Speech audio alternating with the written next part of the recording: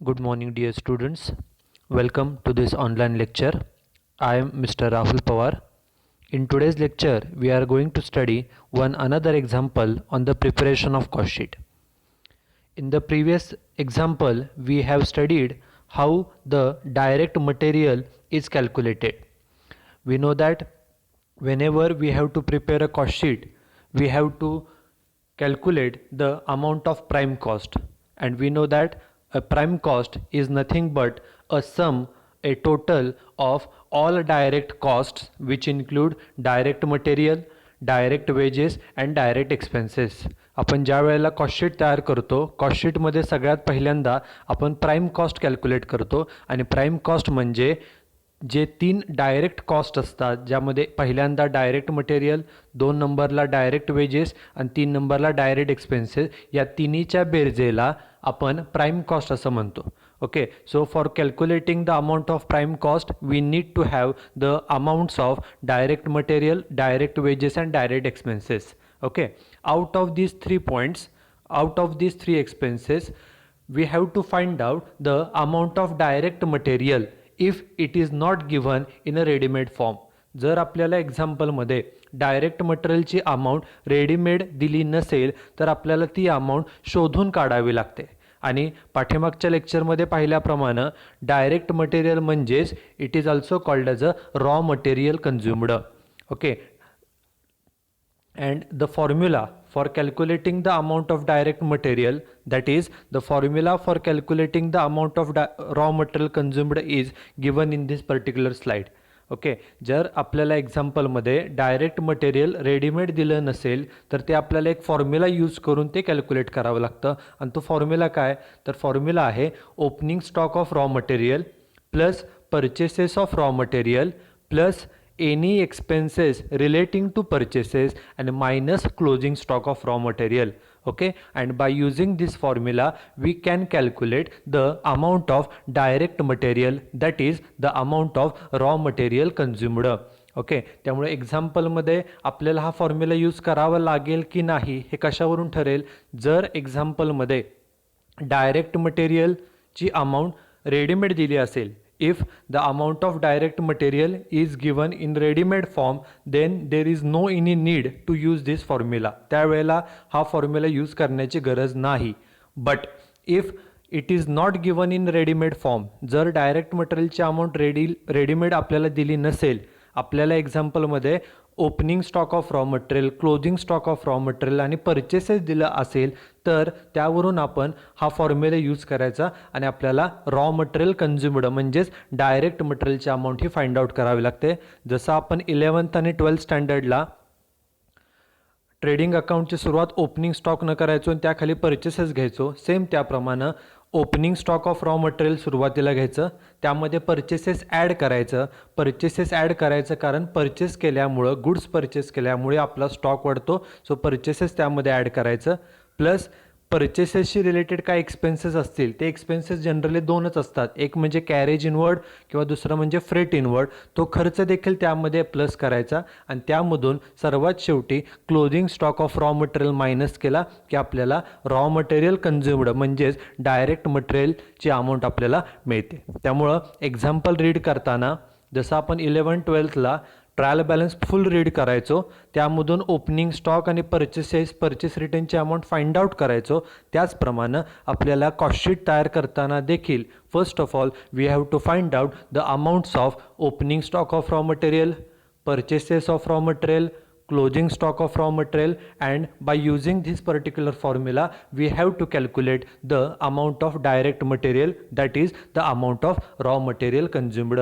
So the formula for calculating the amount of raw material consumed is opening stock of raw material, raw materialचं opening stock घ्या, plus purchases of raw material, जे काय आपण raw material खरेदी केलेलं आहे, purchase केले ते त्यामध्ये ॲड करा, plus expenses related to purchases like carriage inward, freight inward. वस्तू परचेस करताना जे काही आपल्याला खर्च होतात, जसं कॅरेज इनवर्ड आहे, फ्रेट इनवर्ड आहे, ते खर्च त्यामध्ये ॲड करायचे आणि minus closing stock of raw material, तो त्यातून मायनस केल्यानंतर आपल्याला डायरेक्ट मटेरियल म्हणजेच रॉ मटेरियल कन्झ्युम्डची अमाऊंट मिळते. So this is the formula. Now we will start with the example. This is the example. Read the example very carefully and you should note down this example and its solution in your notebook. It is necessary for clear understanding of this particular topic. Now we will start with the example. Example is ABC Limited provides you the following data for the year ended 31st March 2019. Okay, this is the first sentence, and in this particular sentence the name of the company is given. The name of the company is ABC Limited. It is necessary for us to mention the name while solving the example. ज्या वेळेला आपण example solve करणार आहे, ज्या वेळेला आपण cost sheet तयार करणार आहे, त्यावेळेला कंपनीचं नाव आपल्याला मेन्शन करावं लागतं, लिहावं लागतं. आणि provides you the following data for the year ended. It means the information given is for the year ended 31st March 2019. It means that we have to prepare a cost sheet for the year ended. We know that cost sheet can be prepared for the month ended, it can be prepared for the week ended, it can be prepared for the quarter ended or half year ended or year ended. Okay, the information given in this example is for the year ended 31st March 2019. It means we have to prepare the cost sheet for the year ended 31st March 2019. हे आपल्याला example solve करताना तिथे mention करावं लागतं. सगळ्यात सुरुवातीला कंपनीचं नाव काय दिलं आहे तर ABC लिमिटेड. आपल्याला पुढं सांगितलं बघा प्रिपेअर अ कॉस्ट शीट. आपल्याला कॉस्ट शीट तयार करायचे, त्यामुळे एक्झाम्पलचं ज्या वेळेला आपण सोल्युशन लिहू त्यावेळेला सगळ्यात सुरुवातीला कंपनीचं नाव ABC लिमिटेड आहे. कॉस्ट शीट तयार करायचे, सेकंड लाईनला कॉस्ट शीट आपण मेन्शन करणार. बघा ABC लिमिटेड हे कंपनीचं नाव आहे, सेकंड लाईनला कॉस्ट शीट आणि थर्ड लाईनला for the year ended 31st March 2019. Okay, हे आपल्याला फर्स्ट सेंटेन्स आहे. Now we will read the example. Whenever we have to prepare a cost sheet, generally we are given 20 to 25 expenses relating to the production, relating to the goods. ज्या वेळेला आपल्याला cost sheet तयार करायला सांगितली जाते त्यावेळेला production संदर्भात किंवा वस्तूशी रिलेटेड जे काय 20-25 खर्च आहेत, एक्सपेन्सेस आहेत, ते आपल्याला दिलेले जातात. आता हे जे एक्सपेन्सेस दिलेले असतात त्या एक्सपेन्सेसचं नाव दिलं जातं, त्याची अमाऊंट दिली जाते. हे जे काही एक्सपेन्सेस आहेत we have to classify these expenses into 4 categories. Okay, for solution purpose, okay, for solving the example or for preparing a cost sheet. Cost sheet तयार करण्यासाठी हे जे काही खर्च आहेत हे खर्च आपल्याला 4 प्रकारे क्लासिफाय करावे लागतात. त्यातलं पहिला आहे प्रकार तो म्हणजे prime cost.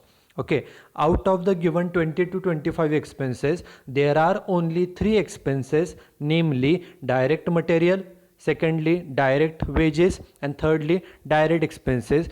Only these 3 expenses are direct cost, and a sum, that is a total of all these direct cost is called as a prime cost. आपल्याला जे काही 20-25 खर्च दिलेले असतात त्यामधून सगळ्यात पहिल्यांदा आपल्याला 3 खर्च शोधून काढायचे असतात. पहिला म्हणजे डायरेक्ट मटेरियल, दुसरं म्हणजे डायरेक्ट वेजेस आणि तिसरं म्हणजे डायरेक्ट एक्सपेन्सेस. आणि हे तिन्ही खर्चाच्या बेरजेला प्राईम कॉस्ट असं म्हटलं जातं. पहिल्यांदा आपण जे काही 20-25 खर्च दिले त्यातून हे 3 खर्च शोधायचे, ते खर्च एकत्र लिहायचे आणि त्या खर्चाची बेरीज करायची, त्या बेरजेला प्राईम कॉस्ट असं म्हटलं जातं. त्यामुळे प्राईम कॉस्ट कॅल्क्युलेट करणं हे आपलं पहिलं काम आहे. ओके, त्यामुळे जे एक्सपेन्सेस आपल्याला दिलेत त्यामधून पहिला प्रकार आहे क्लासिफिकेशनसाठी तो म्हणजे प्राईम कॉस्टमध्ये येणारे तिन्ही खर्च. एक म्हणजे डायरेक्ट मटेरियल, दुसरं म्हणजे डायरेक्ट वेजेस आणि तिसरं म्हणजे डायरेक्ट एक्सपेन्सेस. त्याला आपण पी फॉर प्राईम कॉस्ट असं म्हणतो. आपण एक्झाम्पल सोडवण्यासाठी, कॉस्ट शीट तयार करण्यासाठी, आपल्या बेनिफिटसाठी आपण त्या एक्सपेन्सेसच्या पुढं ब्रॅकेटमध्ये P for prime cost mention केलेलं आहे. एक्झाम्पलमध्ये ते दिलं जात नाही, आपण ते क्लासिफाय करायचं आहे. पहिलं कॅटेगरी केली आहे प्राईम कॉस्ट. आता प्राईम कॉस्ट कॅल्क्युलेट केल्यानंतर, okay, after calculating the prime cost all the remaining expenses, okay, all the remaining expenses are called as a overheads, are the common expenses. एकदा का आपण प्राईम कॉस्ट कॅल्क्युलेट केली त्यामध्ये तिन्ही direct cost आल्यानंतर बाकीचे राहिलेले सगळे खर्च A to Z खर्च हे इनडायरेक्ट एक्सपेन्सेस असतात आणि इनडायरेक्ट एक्सपेन्सेसलाच ओव्हरहेड्स असं म्हटलं जातं. ओके, इनडायरेक्ट म्हणजेच कॉमन एक्सपेन्सेस आणि त्यालाच कॉस्ट अकाउंटिंगमध्ये ओव्हरहेड्स असं म्हटलं जातं. आणि हे जे काय ओव्हरहेड्स आहेत, the overheads are classified into 3 categories. First category is factory overheads, Second category is office overheads and third category is selling and distribution overheads. आपल्याला जे बाकीचे राहिलेले खर्च आहेत, डायरेक्ट मटेरियल, डायरेक्ट वेजेस आणि डायरेक्ट एक्सपेन्सेस, हे तीन सोडून बाकीचे सर्व एक्सपेन्सेस आपल्याला फॅक्टरी, सेकंड ऑफिस आणि थर्ड सेलिंग ह्या तीन कॅटेगरीमध्ये डिस्ट्रीब्यूट करायचं आहे. जर एखादा खर्च फॅक्टरीशी रिलेटेड असेल तर त्याला आपण ब्रॅकेटमध्ये एफ असं मेन्शन करू, F for factory. If any expenditure is related to office then आपण ब्रॅकेटमध्ये तिथे त्याला ओ फॉर ऑफिस ओव्हरहेड असं मेन्शन करू.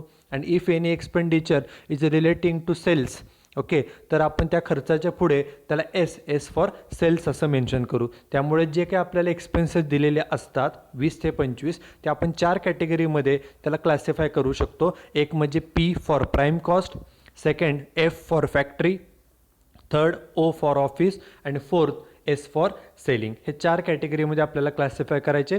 त्यापैकी जे प्राईम कॉस्ट आहे, प्राईम कॉस्टमध्ये मागाशी सांगितलं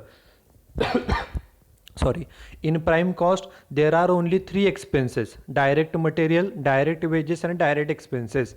त्यातलं जे डायरेक्ट मटेरियल आहे त्यालाच आपण मटेरियल कन्झ्युम्ड म्हणतो. मटेरियल कन्झ्युम्ड जर आपल्याला फॉर्म्युलाप्रमाणे कॅल्क्युलेट करावं लागलं, जो आपण मगाशी फॉर्म्युला पाहिलेला आहे बघा, opening stock of raw material plus purchases of raw material minus clothing stock, तर ह्या फॉर्म्युलावरून आपण मटेरियल कन्झ्युम्ड कॅल्क्युलेट करतो. म्हणून आपण त्याला एम फॉर मटेरियल कन्झ्युम्ड म्हणतो. तुम्ही त्याला एम म्हणू शकता किंवा त्याला प्राईम कॉस्ट देखील म्हणू शकता. हे आपल्या सोल्युशनसाठी, आपल्या कन्व्हिनियन्ससाठी. Now we will read the example one by one. बघा example, first point is opening stock of raw material amount is 15,000.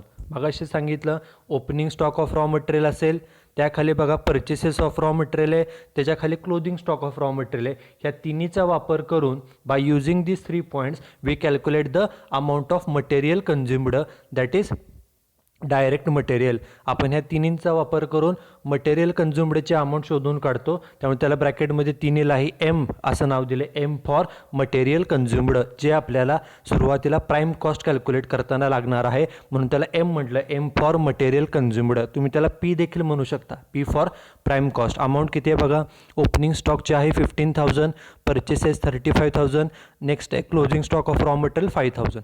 आता इथं तिन्ही पॉईंट एकाखाली एक दिलेले आहे.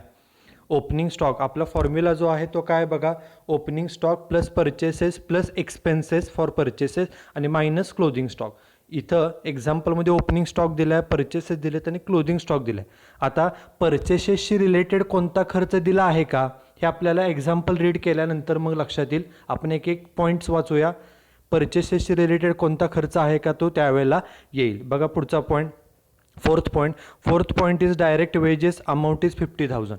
डायरेक्ट वेजेसची अमाऊंट किती आहे, 50,000 रुपये. आणि नावातच सांगितलं की हा डायरेक्ट खर्च आहे. आणि आपल्याला माहिती आहे की जे डायरेक्ट कॉस्ट असतात, डायरेक्ट मटेरियल, डायरेक्ट वेजेस आणि डायरेक्ट एक्सपेन्सेस, त्याला टोटलला आपण प्राईम कॉस्ट असं म्हणतो. त्यामुळे त्याला पी नाव दिले, P for prime cost, amount is 50,000. Next point is direct expenses amount is 30,000. Direct एक्सपेन्सेसची अमाऊंट किती आहे तर 30,000 आहे. हा सुद्धा खर्च डायरेक्ट आहे. 3च डायरेक्ट खर्च असतात, एक म्हणजे डायरेक्ट मटेरियल ज्यालाच आपण मटेरियल कन्झ्युम्ड म्हणतो, एक दुसरा डायरेक्ट वेजेस आणि आत्ताचा डायरेक्ट एक्सपेन्स आहे. आणि ह्या तिन्हीच्या टोटलला आपण प्राईम कॉस्ट म्हणतो. म्हणून ह्याला देखील पी म्हटलं आहे, P for prime cost. Amount किती आहे 30,000. आता डायरेक्ट मटेरियल सुरुवातीला 3 पॉईंट आलेले आहेत, डायरेक्ट वेजेस झालं, डायरेक्ट एक्सपेन्सेस झालं, म्हणजे तिन्हीसुद्धा डायरेक्ट कॉस्ट झालेले आहेत.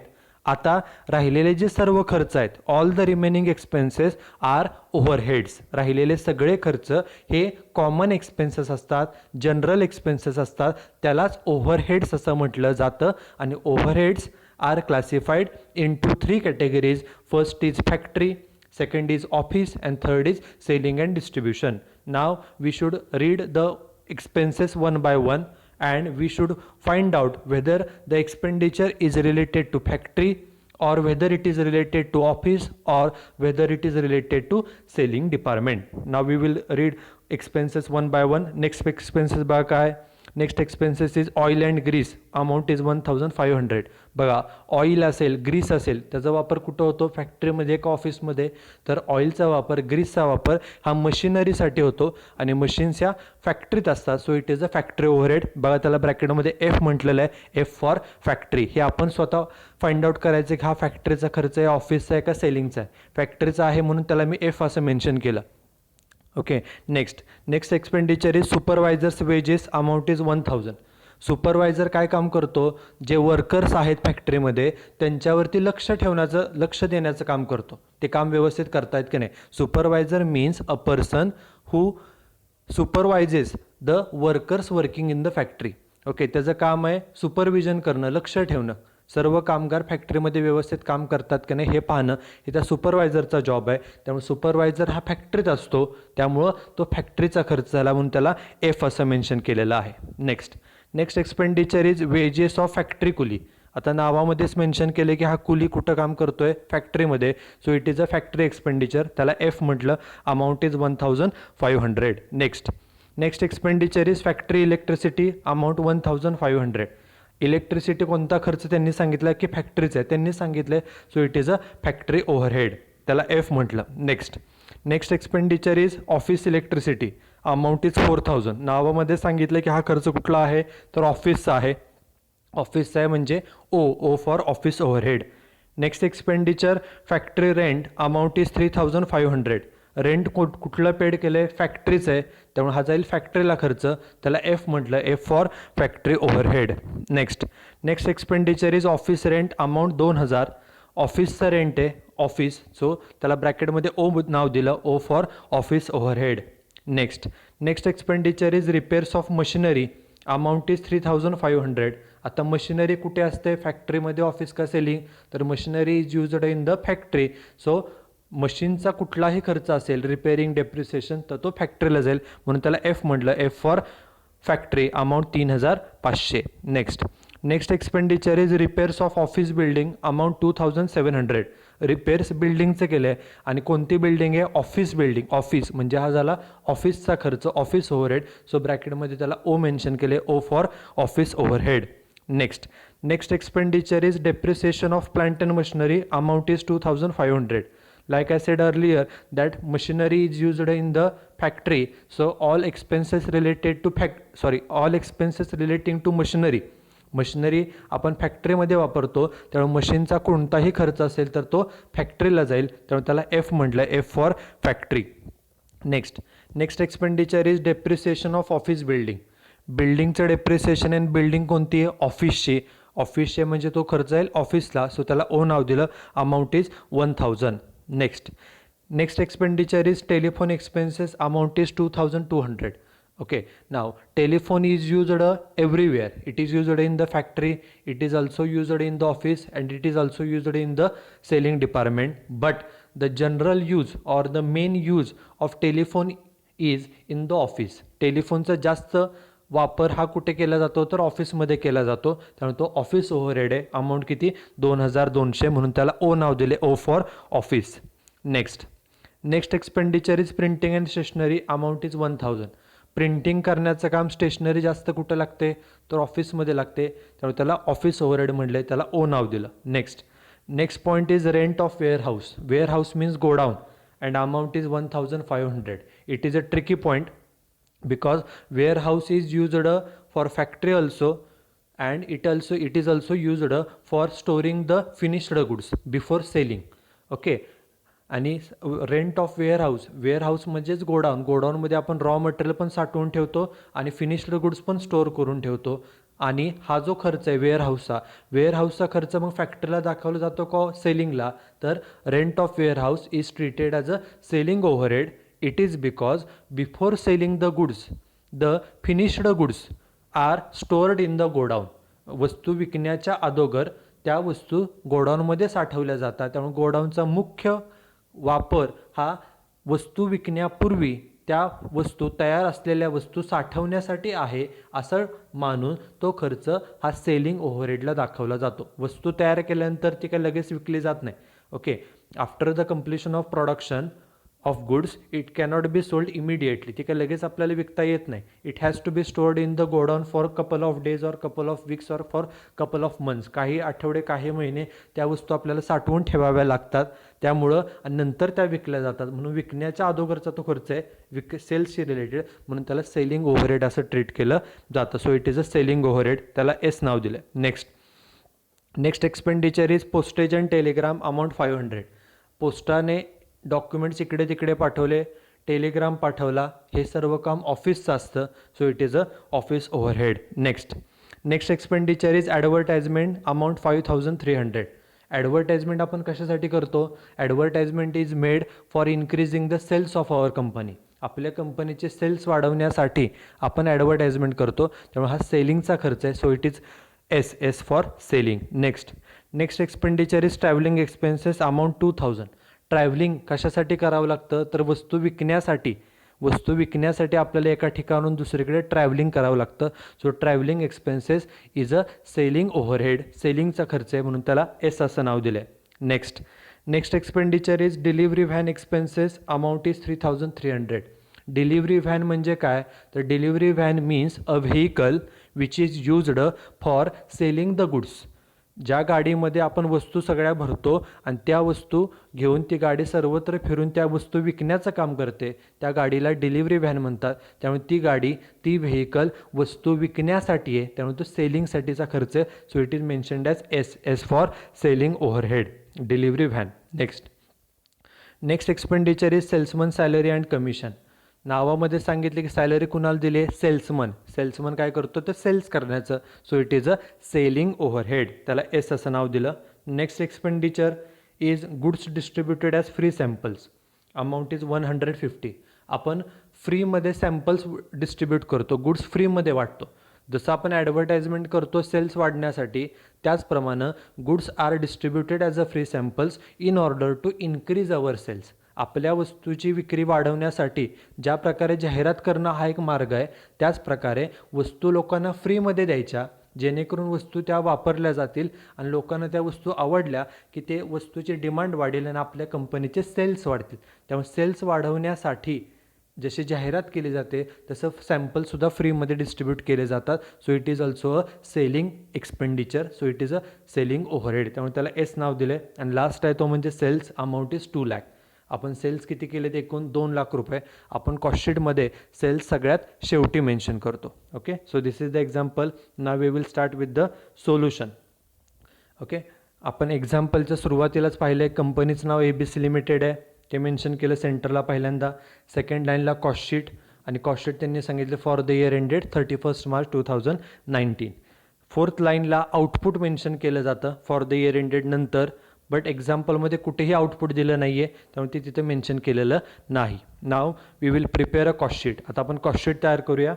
Okay, for preparing a cost sheet we have to make 3 columns. First column is particulars, second column is amount in rupees and third column is amount in rupees. असे एकूण 3 column करायचे. नोटबुकच्या फुल 1 page, एक पूर्ण page आपल्याला draw करावं लागेल आणि हे कॉस्टशीट तयार करायचे आहे. ओके, आता कॉस्टशीट तयार करताना there are basically 4 steps. First step is to calculate the prime cost. Okay, second step to add factory overhead, third step to add office overhead, and last step is to add the selling overhead. ह्या 4 स्टेपमध्ये पहिल्या स्टेपमध्ये prime cost calculate करायची, दुसऱ्या स्टेपमध्ये फॅक्टरीचे खर्च add करायचे, third स्टेपमध्ये ऑफिसचे खर्च ॲड करायचे, आणि फोर्थ स्टेपमध्ये सेलिंगचे खर्च ॲड करायचे आणि आपल्याला कॉस्टशीट तयार करायचे. पहिल्यांदा आपण प्राईम कॉस्ट कॅल्क्युलेट करूया. प्राईम कॉस्ट म्हणजे काय? तर जे डायरेक्ट कॉस्ट असतात, डायरेक्ट मटेरियल, डायरेक्ट वेजेस आणि डायरेक्ट एक्सपेन्सेस, ह्या तिन्हीच्या बेरजेला आपण प्राईम कॉस्ट असं म्हणतो. या एक्झाम्पलमध्ये डायरेक्ट मटेरियलची अमाऊंट ही आपल्याला रेडीमेड दिलेली नाही. In this example the amount of direct material is not given in a readymade form. So we have to use a formula for calculating the amount of direct material. Direct मटेरियलची amount शोधण्यासाठी आपल्याला formula वापरावा लागेल. मगाशीच आपण तो formula पाहिला आहे. फॉर्म्युला काय आहे? Opening stock of raw material plus purchases plus expenses relating to purchases आणि मायनस क्लोजिंग स्टॉक. आता एक्झाम्पल बघा. पहिल्यांदाच ओपनिंग स्टॉक दिला आहे बघा. ओपनिंग स्टॉक ऑफ रॉ मटेरियलचं पोस्टिंग अमाऊंट 15,000 आहे. ओपनिंग स्टॉक 15,000, परचेसेस 35,000 आणि क्लोजिंग स्टॉक किती आहे तर 5,000 आणि परचेसेसशी रिलेटेड कोणताही एक्सपेन्सेस दिला नाही आहे. त्यामुळे फक्त आधी आपण हे पोस्टिंग करूया. ओपनिंग स्टॉक किती आहे बघा 15, परचेसेस 35,000. बघा ओपनिंग स्टॉक घेतला 15,000 अमाऊंट पहिल्या कॉलमला, परचेसेस 35,000 घेतले, एक्सपेन्सेस कुठलेही दिले नाहीत. त्यामुळे formula opening stock plus purchases minus closing stock. बघा एक्झाम्पलमध्ये क्लोजिंग स्टॉकची अमाऊंट किती दिली आहे तर 5,000 आहे. ती 5,000 मायनस केली. बघा इथं मायनस लिहिलेलं आहे. Minus closing stock of raw material 5,000 आणि सगळ्याची बेरीज आणि वजाबाकी किती आली ती बाहेर घेतली. ती आली 45,000 रुपये. त्याला नाव दिलं raw material consumed. Raw material consumed म्हणजेच डायरेक्ट मटेरियल. डायरेक्ट मटेरियलची अमाऊंट आपण फॉर्म्युला यूज करून फाइंड आउट केली. फॉर्म्युला आहे ओपनिंग स्टॉक, अमाऊंट फर्स्ट कॉलमला घेतली प्लस परचेसेस आणि मायनस क्लोजिंग स्टॉक. परचेसेस जे आपण ॲड केलेत त्यामध्ये परचेसेसशी रिलेटेड जर एखादा खर्च असेल जसं की carriage on purchases, freight on purchases, तर तो आपण ॲड केला असता. एक्झाम्पलमध्ये कुठलाच खर्च दिलेला नाही. त्यामुळे फॉर्म्युला झाला opening stock plus purchases minus closing stock आणि रॉ मटेरियल कन्झ्युम्डची अमाऊंट किती आली तर ती आली 45,000 रुपये. आणि रॉ मटेरियल कन्झ्युम्ड म्हणजेच डायरेक्ट मटेरियल. हा प्राईम कॉस्टमधला पहिला पार्ट झाला. डायरेक्ट मटेरियल ज्याला आपण रॉ मटेरियल कन्झ्युम्ड असं म्हणतो. हा फर्स्ट पार्ट. प्राईम कॉस्टमध्ये अजून काय काय येतं. एक डायरेक्ट मटेरियल ते झालं. सेकंड डायरेक्ट वेजेस आणि डायरेक्ट एक्सपेन्सेस. बघा एक्झाम्पलमध्ये डायरेक्ट वेजेस आणि डायरेक्ट एक्सपेन्सेस दिलेत का दिलेत. बघा डायरेक्ट वेजेस आहेत 50,000 आणि डायरेक्ट एक्सपेन्सेस किती आहेत 30,000. ते आपण ॲड करूया. बघा डायरेक्ट वेजेस 50,000 डायरेक्ट बाहेर घेतले, डायरेक्ट एक्सपेन्सेसची अमाऊंट आउटरला घेतली 30,000 आणि बाहेर हे जे 3 अमाऊंट आलेले आहेत त्याची बेरीज केली. पहिली अमाऊंट रॉ मटेरियल कन्झ्युम्डची होती 45,000 म्हणजे डायरेक्ट मटेरियल 45,000, डायरेक्ट वेजेस 50 आणि डायरेक्ट एक्सपेन्सेस 30,000 आणि ह्या तिन्हीच्या बेरीजला नाव दिलं प्राईम कॉस्ट. प्राईम कॉस्ट किती आली बघा 1,25,000. So what is prime cost? Prime cost means a total of all direct cost. First, direct material which is also known as raw material consumed. Second, direct wages and third, direct expenses. ह्या तिन्हीच्या बेरजेला आपण prime cost म्हणतो. Prime cost किती आली 1,25,000. बघा prime cost घेतली 1,25,000. आता prime cost calculate केल्यानंतर बाकीचे सर्व खर्च हे ओव्हरहेड्स असतात. आपली पहिली स्टेप झाली. आता सेकंड स्टेप काय. Second step is to add the factory overhead. पहिल्यांदा फॅक्टरी ओव्हरहेड, नंतर ऑफिस ओव्हरहेड आणि शेवटी सेलिंग ओव्हरहेड. म्हणून एक ओळ जागा सोडून हेडिंग दिलं ॲड फॅक्टरी ओव्हरहेड. आता ह्या हेडिंगखाली जे फॅक्टरीशी रिलेटेड खर्च आहेत ते सर्व एका खाली लिहायचे. बघा हे फर्स्ट पेज आहे. इथं फॅक्टरीचा खर्च कोणता आहे त्याला आपण ऑलरेडी एफ असं नाव दिलं आहे. बघा शेवटचे दोन्ही खर्च ऑइल अँड ग्रीस अमाऊंट 1,500 आणि सुपरवायझर्स वेजेस 1,000. पहिल्या पेजचे सर्व पोस्टिंग झालं. बघा सगळीकडे टिक मार्क आहे. दोनच खर्च फॅक्टरीचे आहेत, ऑइल अँड ग्रीस आणि सुपरवायझर्स वेजेस. बघा सोल्युशनमध्ये फॅक्टरी ओव्हरहेडमध्ये बघा ऑइल अँड ग्रीस 1,500 आणि सुपरवायझर्स वेजेस किती 1,000. दोन्ही खर्च झाले. पुढचं पेज बघा एक्झाम्पलचं. हे फर्स्ट पेज झालेलं आहे. सेकंड पेज इथं फॅक्टरीचे खर्च कोणकोणते बघा आपण त्याला ऑलरेडी एफ असं मेन्शन केलेलं आहे. पहिला आहे wages of factory coolie 1,500, factory electricity 1,500. दोनच खर्च बघा कुली आणि बघा वेजेस ऑफ फॅक्टरी कुली 1,500 आणि फॅक्टरी इलेक्ट्रिसिटी 1,500 हे दोन्ही खर्च झाले. त्यानंतर फॅक्टरी रिलेटेड एक्सपेंडिचर कोणतं आहे पहा. नेक्स्ट आहे फॅक्टरी रेंट. त्यानंतर रिपेअर्स ऑफ मशिनरी आणि depreciation of machinery. Factory rent, repairs of machinery आणि डेप्रिसिएशन ऑफ मशिनरी. बघा factory rent, repairs of machinery आणि डेप्रिसिएशन ऑफ मशिनरी सगळे झाले. त्यानंतर कोणता राहतो आहे का बघा फॅक्टरीशी रिलेटेड ह्यामध्ये कोणता नाही आहे. नेक्स्ट पेजला लास्ट पेजला फॅक्टरीशी रिलेटेड कोणताही खर्च नाही. फॅक्टरीचे सगळे खर्च झाले. आपण ते खर्च लिहिले पहिल्या कॉलमला, खाली रे सोडून दोन्ही कॉलमचे इथं रे सोडून या सर्वांची बेरीज जे फॅक्टरीचे खर्च आहेत त्याची बेरीज बाहेर घेतली. ती बेरीज आली 15,000. ओके सुरुवातीला बाहेर प्राईम कॉस्ट होती 1,25,000. त्यामध्ये फॅक्टरीचे खर्च ॲड केले 15,000. बेरीज घेतली रेषेच्या खाली आणि त्याला नाव द्यायचं फॅक्टरी कॉस्ट. किती आली फॅक्टरी कॉस्ट बघा 1,40,000. प्राईम कॉस्टमध्ये फॅक्टरी ओव्हरहेड ॲड केल्यानंतर आपल्याला फॅक्टरी कॉस्ट मिळते. त्यालाच वर्क्स कॉस्ट असं म्हटलं जातं. हे MCQसाठी आपल्याला विचारलं जातं की prime cost plus factory overhead is equal to dot dot dot, तर त्याला फॅक्टरी कॉस्ट म्हणतात. लक्षात ठेवण्यासाठी फॅक्टरी ओव्हरहेड ॲड केल्यावर आपल्याला फॅक्टरी कॉस्ट मिळते. फॅक्टरी कॉस्ट किती मिळाली? 1,40,000. बघा फॅक्टरी कॉस्ट घेतली 1,40,000. आता फॅक्टरी ओव्हरहेड ॲड केल्यानंतर पहिली स्टेपमध्ये आपण प्राईम कॉस्ट कॅल्क्युलेट केली, सेकंड स्टेपमध्ये आपण फॅक्टरी ओव्हरहेड ॲड केले. आता थर्ड स्टेप ते आहे ऑफिस ओव्हरहेड ॲड करणं. म्हणून एक जागा सोडून ॲड ऑफिस ओव्हरहेड. आता ह्या हेडिंगखाली ऑफिसचे कोणकोणते जे खर्च आहेत ते सगळे ॲड करायचे. बघा फर्स्ट पेजमधले सर्व खर्च झालेत. सेकंड पेजमध्ये ऑफिसचे खर्च कोणते आहेत बघा, ज्याला टिकमार्क राहिले.